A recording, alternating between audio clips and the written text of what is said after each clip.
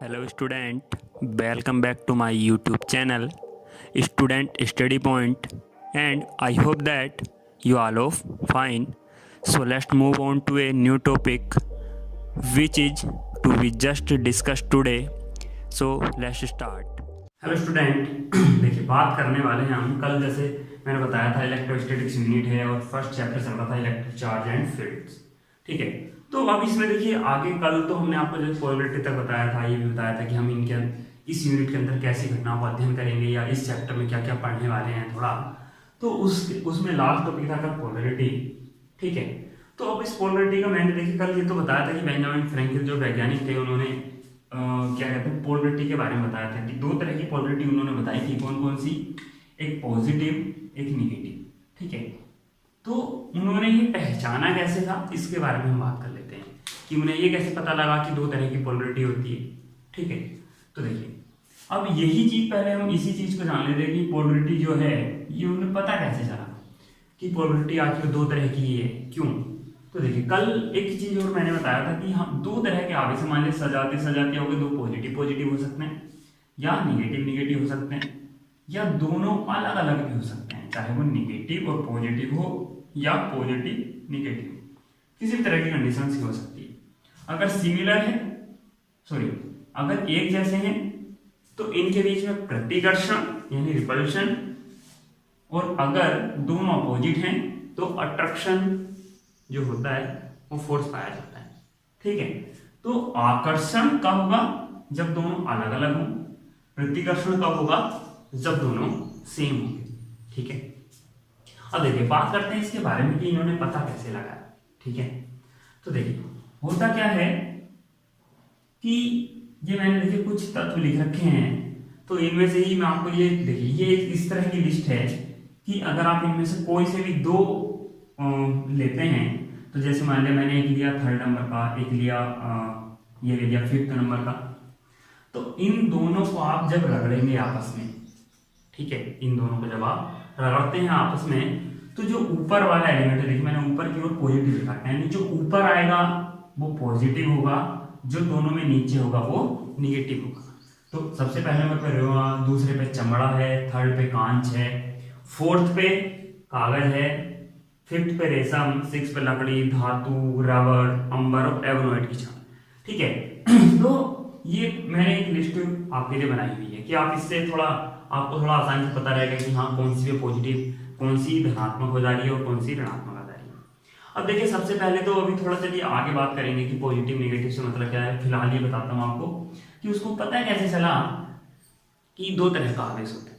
ठीक है, तो चलिए बात करते हैं। देखिए उन्होंने क्या किया, जैसे देखिए मैं एक रेशम को कॉमन करके चल रहा हूँ कि रेशम मैंने एक कॉमन लिया और उसके बाद मैंने एक बार इसको कांच की छड़ से क्या कर लिया, रगड़ा।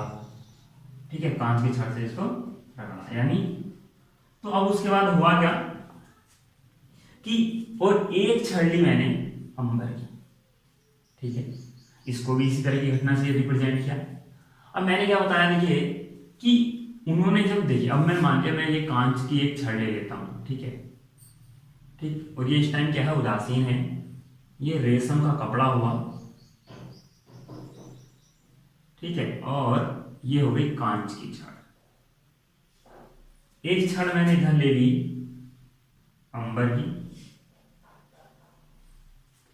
इन दोनों के बीच में जब इसको रगड़ा गया तो देखिए कांच की छड़ क्या हुई, कांच की छड़ पे किसी ने अब यहां से छोड़ दीजिए कि ये पॉजिटिव है नहीं, केवल मैं कह रहा हूं कांच की छड़ और रेशम का कपड़ा आवेशित हुए दोनों। ठीक है, यानी कुछ इस पे चार्ज आया, कुछ इस पे आया। क्लियर हो गया? तो मैंने ये कांच की छड़ जो भी इस पर आवेश आया हो, केवल मैं लिख रहा हूं आवेशित।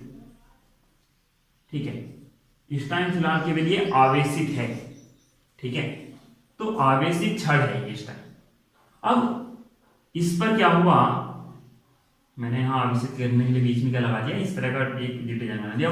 अंबर की छड़ को इसी तरह से रगड़ा गया होगा ये।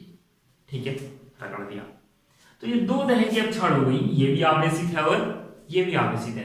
अब मैंने क्या किया, एक छड़ तो ये थी पहले से एक इनकी। अब मैंने क्या किया, चलिए ए मान लीजिए, ए और बी। अब एक ए डैश और एक बी डैश छड़ ले ली इन्हीं चीजों की, कांच की भी और अंबर की भी।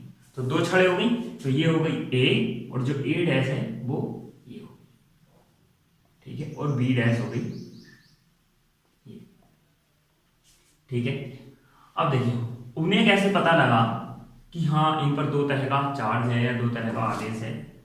तो देखिए कैसे, अब इन्होंने क्या किया, जब ये दो एक सी छड़े यानी ए और ए डैश को कांटेक्ट में लाए, यानी इनको इन्होंने संपर्कित किया, कांटेक्ट में लाए, ठीक है, तब ये दोनों एक दूसरे से दूर जाने की कोशिश करने लगी, दूर जाने की कोशिश करने लगी थी। ऐसे ही जब बी और बी डैश को कांटेक्ट में लाया गया तो ये भी क्या कर रही थी, एक दूसरे को दूर भेज रही थी, यानी इनके बीच में प्रतिकर्षण पाया जा रहा था।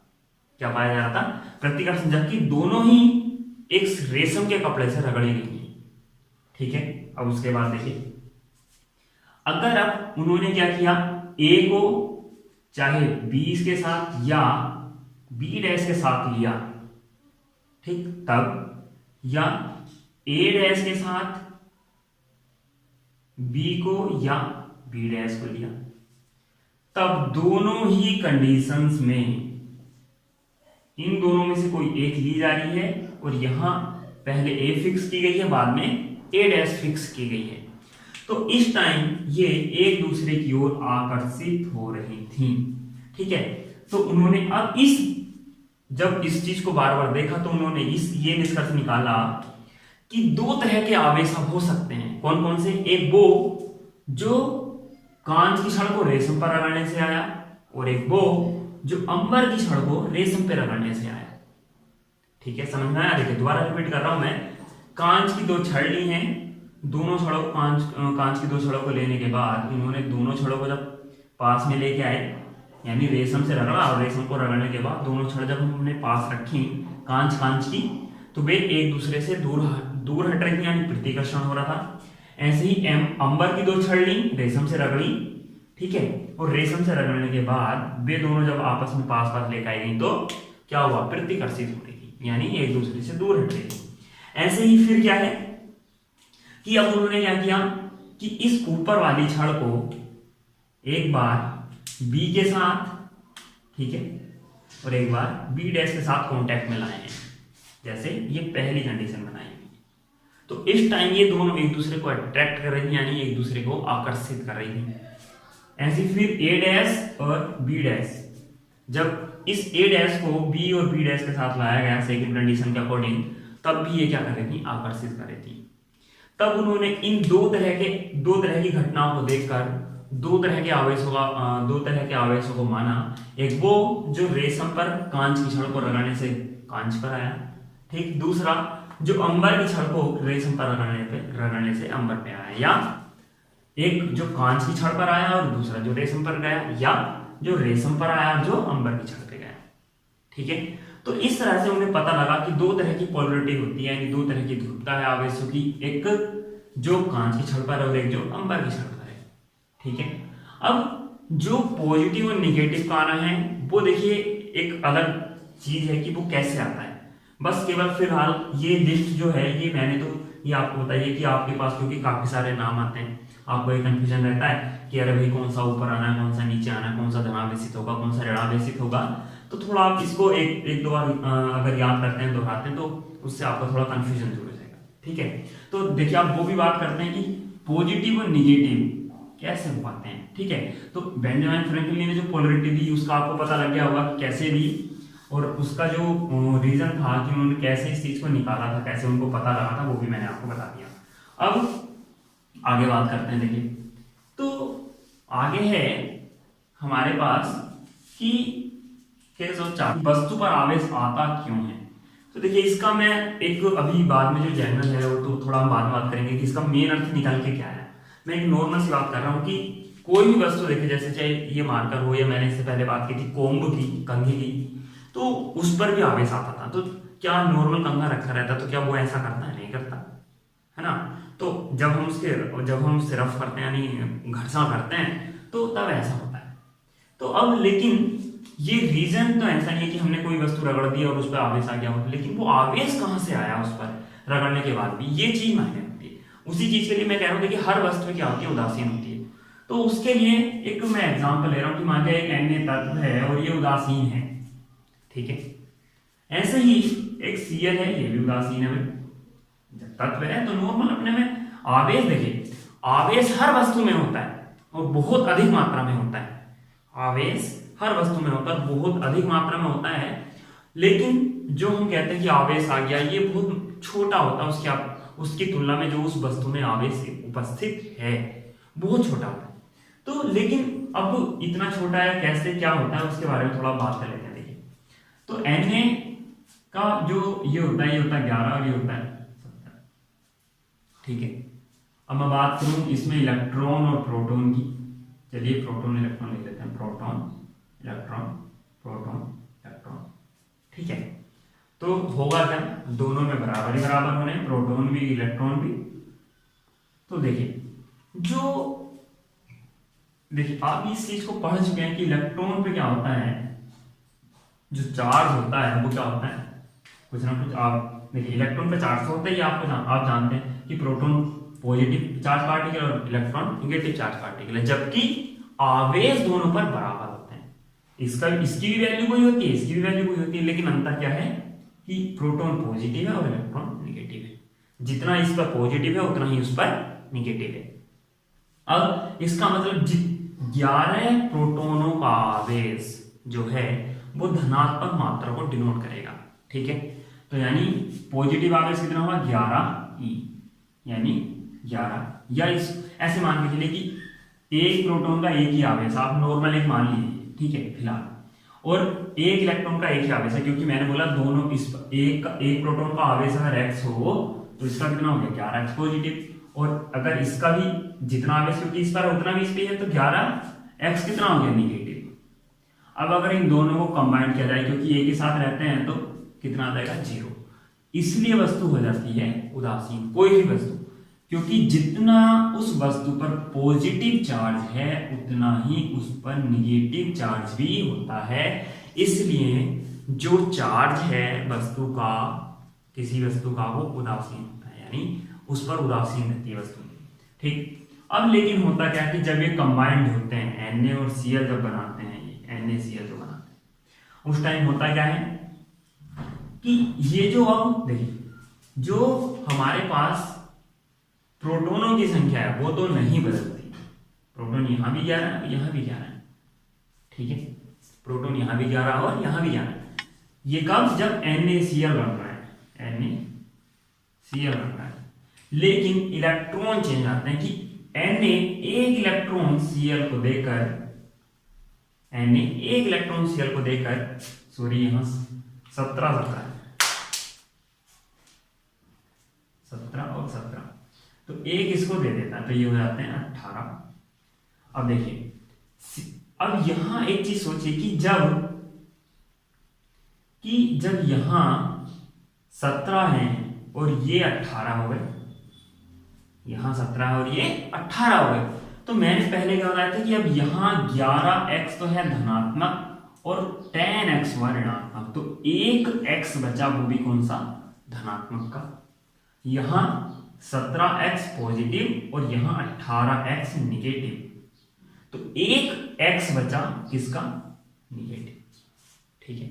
इसका मतलब क्या समझे आप कि जो इलेक्ट्रॉन लेता है उस पर ऋणात्मक आवेश आ जाता है, जो इलेक्ट्रॉन लेता है उस पर ऋणात्मक आवेश आता है, जो इलेक्ट्रॉन देता है उस पर धनात्मक आवेश आता है, उस पर धनात्मक आवेश आता है।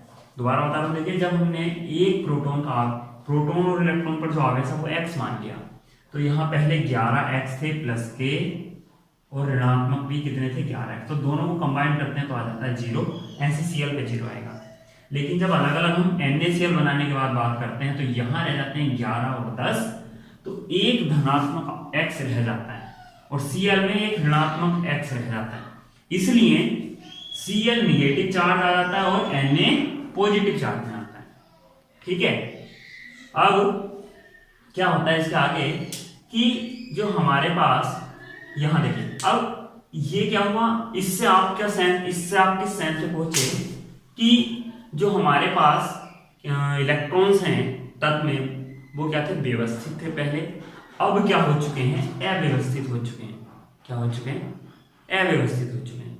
इसका मतलब कि टोटल जो आवेश है किसी वस्तु पर आना, किसी वस्तु पर आवेश का आना मेन डिपेंड करता है इलेक्ट्रॉन्स के आदान प्रदान पर, क्योंकि इलेक्ट्रॉन का आदान प्रदान हुआ और वस्तु कैसी हो गई, पॉजिटिव और निगेटिव। ठीक है, इसलिए किसी वस्तु पर Na+ या Cl- लिखा जाता है। अब देखिए, आवेश तो वस्तु में कितना था, 11x के बराबर था, लेकिन 100 कितना हो रहा है, केवल 1x का। तो मैंने ये चीज बोली थी कि आवेश काफी होता है किसी वस्तु में, लेकिन जो उस पर आवेश आता है वो बहुत कम मात्रा में आता है, तो इसलिए 11 की अपेक्षा 1 बहुत छोटा है ना। तो ये चीज, इस चीज का कहने का पूरे का सारा सार ये है कि किसी भी वस्तु पर आवेश का आना इलेक्ट्रॉन के आदान प्रदान पर निर्भर करता है। ठीक है, आदान प्रदान पर निर्भर करता है। और किसी वस्तु को आवेशित करना या कोई वस्तु आवेशित कैसे होती है, वो चीज है कि किसी वस्तु में जो आवेश उपस्थित था वो संतुलित था, अब हमने उसको क्या कर दिया, असंतुलित कर दिया और वस्तु आवेशित हो गई। ठीक है, तो ये कहानी ये हो गई। अब बात करते हैं कंडक्टर और नॉन कंडक्टिंग की। ठीक है, तो देखिए इसमें क्या होता है, देखिए सुचालक और कुचालक के बारे में आप पहले से जानते हैं, यानी सुचालक भी होते हैं और कुचालक भी होते हैं। ठीक है, तो सुचालक और कुचालक में क्या होता है, देखिए सुचालक में जो सुचालक होते हैं तो उनमें क्या होता है, मुक्त आवेश पाया जाता है गति करने के, लेकिन कुचालकों में ऐसा नहीं होता। मुक्त आवेश से मतलब देखिए एक एटम है यानी एक परमाणु है, देखिए अब ऐसा मान के चलिए कि ये नाभिक है और इस तरह से कक्षाओं में क्या करते हैं, इलेक्ट्रॉन चक्कर लगाते हैं, आपको पता है ना। तो ये न्यूक्लियस हुआ और यहां इलेक्ट्रॉन चक्कर लगाने लगे। अब कैसे देखिए, तो जो ये होती हैं कंडक्टर होते हैं, सुचालक होते हैं, इनमें क्या होता है, कुछ इलेक्ट्रॉन्स बहुत ही कम ऊर्जा के साथ या वो अपने नाभिक के साथ बंधे रहते हैं, यानी बहुत कम ऊर्जा की बाइंडिंग एनर्जी बहुत लो होती है उनकी। तो इससे क्या होता है, इस जैसे आप देखिए एक वस्तु हुई, उसका सरफेस भी हुआ, तो वस्तु के सरफेस के अंदर ये क्या करते हैं, गति करते रहते हैं और अनियमित गति करते हैं। जैसे हमने आपको फर्स्ट में बताया भी था कि जो गैसेस वाला चैप्टर है कि जो गैसों के अणु होते हैं वो अनियमित रूप से गति करते हैं, किसी भी सभी संभव दिशाओं में गति कर सकते हैं और सभी मतलब अनियमित वेग से गति करते हैं किसी पात्र में अगर गति जाए गैस तो। अब वैसे क्या पात्र क्या हुआ, सरफेस हुआ बाहरी, तो वैसे क्या हुआ, ये जो आपको दिख रहा है पूरा सिस्टम, ये एक तरह का क्या हुआ, पात्र हुआ, इसमें इलेक्ट्रॉन हुए।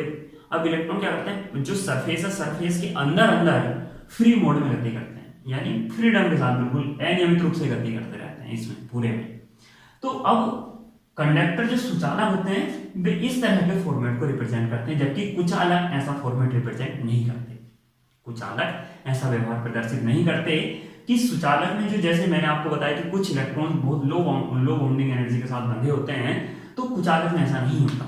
ठीक है, सुचालक में क्या होता है, ये जो इलेक्ट्रॉन्स होते हैं लो बाउंडिंग के साथ जो बंधे रहते हैं, ये इधर उधर गति करते हैं नियमित रूप से। तो बस हमें जब इनके अंदर करंट फ्लो कराना होता है, उनको केवल एक डायरेक्शन देनी होती है कि इसी डायरेक्शन में चले, धारा फ्लो होने लगती है। इंसुलेटर में ऐसा नहीं होता। तो ये था कंडक्टर इंसुलेटर। आइडियल जो कंडक्टर होता है, इसका जो रेजिस्टेंस है, आइडियल रेजिस्टेंस यानी आदर्श सुचालक का रेजिस्टेंस 0 होता है, जबकि आदर्श कुचालक का इंफिनिटिव होता है। वास्तविकता में ऐसा हो ही नहीं सकता, ऐसा होता ही नहीं है ना। तो ये चीज आप पहले जानते हैं। आदर्श केवल एक हम कह सकते हैं कि ऐसा है। मैंने आपको फर्स्ट में भी इस चीज के बारे में सिखाया कि आदर्श चीजों की जरूरत आवश्यकता क्यों पड़ी, हमने क्यों उनको माना था, कि क्यों मानी जाती हैं आदर्श चीजें। तो कंडक्टर और इंसुलेटर, जो कंडक्टर है उसका जो रेजिस्टेंस होता है, आदर्श सुचालक का प्रतिरोध 0 और आदर्श कुचालक का प्रतिरोध अनंत होता है। ठीक है, अब देखिए इसमें सबसे इंपॉर्टेंट पार्ट एक और है, ये ठीक है, अर्थ और ग्राउंडिंग या भूसंपर्क, अर्थिंग, ग्राउंडिंग या भूसंपर्क। तो आप देखिए नॉर्मल जानते हैं, ऐसा ही बोलते हैं कि हमें करंट लग गया, हमें करंट लग गया, यानी इस तरह की जो घटनाएं होती रहती हैं। पहले इससे बहुत आघात भी लगते थे और इंसानों की मृत्यु तक भी हो जाती थी। तो उस चीज़ के बारे में हम बात करने वाले हैं। देखिए पहले क्या होता था कि घरों में जब लाइट आती थी, ठीक है, तो वो इस तरह से नहीं होती थी कि जो उपकरण होते थे वे भी ऐसे नहीं होते थे कि उनसे सेफ्टी हो सके, ठीक है। लेकिन अब जो होते हैं उनमें ऐसा होता है कि हाँ उसके जरिए हम क्या कर सकते हैं, सेफ्टी कर सकते हैं। तो अब होता क्या है इसमें, देखिए कि पृथ्वी के बारे में देखिए आप एक चीज ध्यान से समझ के चलिए कि पृथ्वी क्या है। पृथ्वी एक अनंत आवेश धारिता की वस्तु है।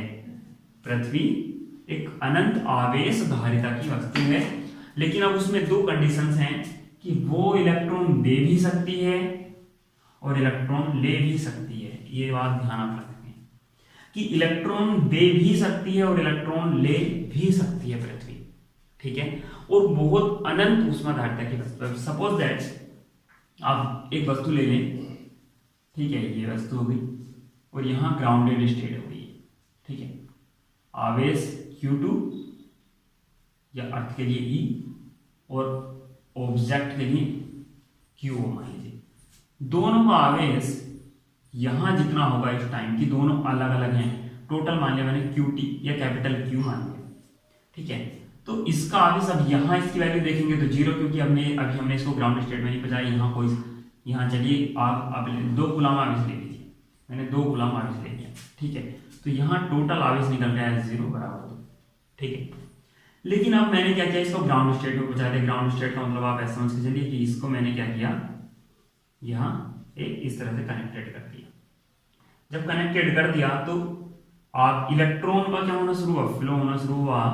तो यहां चार्ज हो गया 0, यानी जो QO है इसकी वैल्यू हो गई 0 और पृथ्वी पर आवेश आ गया 2 कूलम का, ठीक है। कितना आ गया, 2 कूलम का आवेश आ गया। वैसे देखिए मैं नॉर्मल मान के चल रहा हूँ केवल 2 कूलम, ऐसा वैसे कुछ है नहीं, आप जो चाहे वो मान सकते हैं अपनी तरफ से। तो अब भी अगर आप इसको वैल्यू निकालेंगे तो 0 + 2 = 2, ठीक है। ये आवेश संरक्षण का नियम भी होता है, इसको आगे बताएंगे, और ये यूनिवर्सल लॉ है, ठीक है, यानी सभी तरह से लागू होगा। अब ये केवल क्या है, मैंने बताया आपको कि पृथ्वी के जरिए क्या हो सकता है ना। तो हमें इसकी जरूरत क्यों पड़ी, पृथ्वी जो ग्राउंड में जो भूसंपर्क करना पड़ता है उसके बारे में बताते हैं। देखिए जो हमारे उपकरण होते हैं उनकी मेटल की बॉडी भी होती है। किसी वजह से अगर जो आपके पास दो पिन वाला स्विच होता था, उसमें क्या होता था, एक मान लिया एक ऐसा होता था कि एक तो होती थी विद्युत में यानी चार्ज वाला पार्टिकल की, केवल एक होती न्यूट्रल की, ठीक है। तो 2 तो पिन हमें चाहिए जिससे कि हम क्या कर सकें, किसी इंस्ट्रूमेंट को चला सकें, ठीक है। लेकिन अब जिस चीज में हमने कनेक्टेड की किसी वजह से ये मेटल की हो, ठीक है, और इस पे क्या आ जाए, आवेश आ जाए, तो जब हम इसको छुएंगे तो क्या हो जाएगा, हमारे ऊपर करंट लगेगा नहीं लगेगा। तो इसी करंट से बचने के लिए जो आवेश किसी बॉडी पर आता है उसको 0 करने के लिए कि उस वस्तु पर आवेश ना रहे जिस पर आवेश आया है या जिसको हम छूने वाले हैं, पकड़ने वाले हैं, तो उससे बचने के लिए ग्राउंडिंग की जरूरत पड़ी, ठीक है। क्योंकि अब हमारी जो बॉडी है, हमारी बॉडी से अगर हम इतना हैवी करंट फ्लो कराएंगे तो हमारी बॉडी इस चीज को सहन नहीं कर पाएगी और आघात लगता है। लेकिन एक बहुत छोटा सा माइनर सा चार्ज अगर ऐसा करता है तो कोई दिक्कत नहीं होती। तो मैक्सिमम आवेश को ग्राउंडिंग कर बॉडी को इस आघात से बचाया जाता है, ठीक है। तो ये ग्राउंडिंग है। ये आप देखिए घरों में अब यूज भी होता है कि इस एक प्लेट दबाई जाती है और उससे क्या होता है, प्लेट काफी गहराई में जहाँ नमी रहती है वहां दबाई जाती है और उसका एक वायर, वो जो एक वायर होती है वो हर सभी जगह जहाँ भी हम इस तरह की चीजें यूज करते हैं स्विच वाले, वहाँ हर बोर्ड पे इसका कनेक्शन होता है। जिससे क्या होता है कि जो इंस्ट्रूमेंट चल रहे होते हैं उनमें अगर किसी तरह से इस तरह की जो आवेश आता है वो अर्थ के जरिए क्या होता है, उदासीन, मतलब उस अर्थ में चला जाए और हमें कोई आघात ना लगे। तो हम इसी चीज को क्या बोलते हैं, भूसंपर्क, यानी भूसंपर्कित करना। तो भू का मतलब पृथ्वी और संपर्क का मतलब पृथ्वी से संपर्क करा देना। तो ये भूसंपर्क का तात्पर्य है। अर्थिंग, ग्राउंडिंग, भूसंपर्क एक चीज, ठीक है, अब इस भूसंपर्क के देखिए तीन एक्सपेरिमेंट, तीन एप्लीकेशन है। पहला वायुयान के टायर। तो देखिए जो एरोप्लेन होता है तो काफी स्पीड से आपने देखा होगा कि वायु में चलता है। तो अब हमने अभी देखा था कि घर्षण के कारण आवेश उत्पन्न हो जाता है वस्तुओं पर। तो आप सोचिए कि जो एरोप्लेन है उसकी बॉडी पर भी घर्षण से क्या उत्पन्न हुआ होगा, आवेश उत्पन्न हुआ होगा। जब आवेश उत्पन्न हुआ होगा तो जो उसमें बैठे यात्री हैं, जब वो पृथ्वी के कांटेक्ट में आएगा जो एरोप्लेन, तो जो करंट उस पर आया होगा, जो आवेश आया होगा, वो आवेश पृथ्वी पर किसके जरिए जाएगा, जो उसमें इंसान बैठे हैं उनके जरिए जाएगा। तो अगर जब वो इंसानों के जरिए पृथ्वी तक पहुंचेगा तो इंसानों को क्या लगेगा, बहुत ज्यादा आघात लगेगा जो खतरनाक होता है उन व्यक्तियों के लिए। उससे सेफ्टी करने के लिए जो वायुयान के टायर हैं वो सुचालक रबड़ के बनाए जाते हैं। जो वायुयान के टायर होते हैं वो सुचालक रबड़ के बनाए जाते हैं, इसी वजह से कि जब एरोप्लेन वायु में चल रहा होता है तो वहां क्या होता है, उस पर घर्षण के कारण एयर के साथ आवेश उत्पन्न होता है, और उस आवेश से बचने के लिए जो टायर होते हैं उनको सुचालक रबड़ का बनाया जाता है। सुचालक रबड़ का बनाने से क्या होता है, जो बॉडी पर आवेश आता है, जैसे ही एरोप्लेन पृथ्वी को अर्थ को टच करता है तो वो आवेश बॉडी का टायर के जरिए अर्थ में चला जाता है। ठीक है, और इसके जरिए होता क्या है कि जब ऐसा होता है तो चिंगारियां उत्पन्न होती है। चिंगार देखिए तीन तरह की चीजें, लाइट और साउंड, और लाइट साउंड और उस ऊर्जा, तीन तरह की ऊर्जा उसमें एक तरह से आप कह सकते हैं। ये तीन तरह की एनर्जी एक साथ कंबाइंड होती है ऐसे टाइम पे।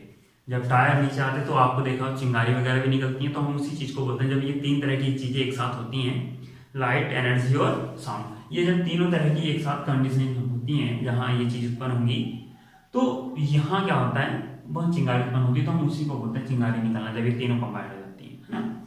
तो इसका मतलब क्या होगा कि जब टायर अगर ऐसे सुचालक रबड़ के नहीं बनाए जाते तो जो वो चिंगारियां, सोचिए टायर के साथ भू संपर्क जैसे ही हुआ तो चिंगारियां निकल रही, तो जो उसमें व्यक्ति बैठे हैं उनका क्या हाल होता। ठीक है, तो उससे बचने के लिए ऐसा किया जाता है। पेट्रोलियम वाहन, देखिए पेट्रोलियम वाहन से मतलब है कि जितने भी ये तरह जो पेट्रोलियम युक्त वाहन, जैसे आपने देखा होगा पेट्रोल है, डीजल है, कैरोसिन तेल होता है, एलपीजी होती है ना, तो इन सबको ले जाने वाले जो टैंकर होते हैं, तो जब वो लेकर, देखिए मैंने अभी भी बात की कि एरोप्लेन पे भी घर्षण के कारण आता है। जब ये टैंकर चलेंगे तो उन पर भी, उनकी बॉडी पर भी घर्षण के कारण आवेश आता है। क्या आता है, घर्षण के कारण आवेश आता है।